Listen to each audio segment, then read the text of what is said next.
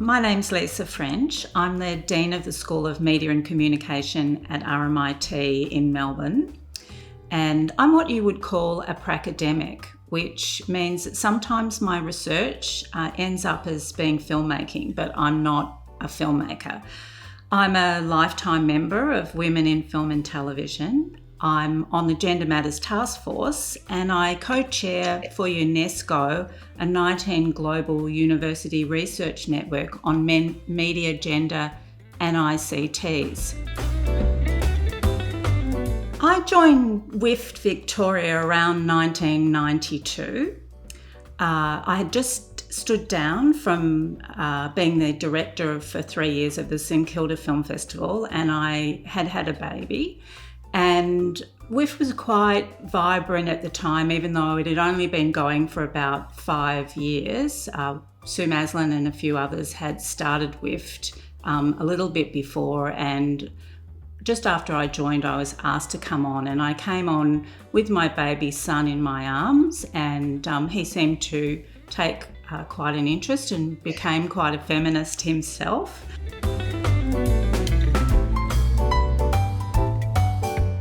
WIFT has also developed over time with its charter, so the kinds of things that is expressed. So right now I know there's a diversity and inclusion is really in focus, and I think that is seriously important. It's in sync with what's going on across the whole of the industry as well.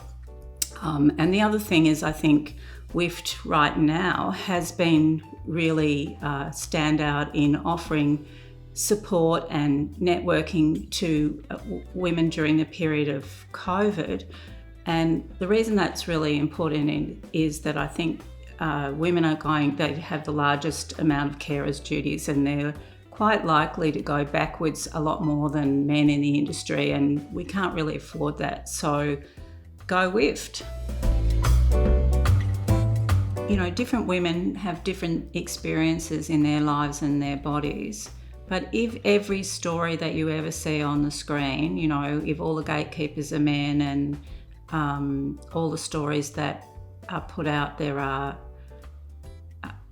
from male points of view, women just don't get to see themselves. They're not going to connect with the cinema in the way that they would. So when I see a film that I can tell has been directed and otherwise made by women, I have a shock of recognition. It opens up a space that I recognise, and I really warm to that.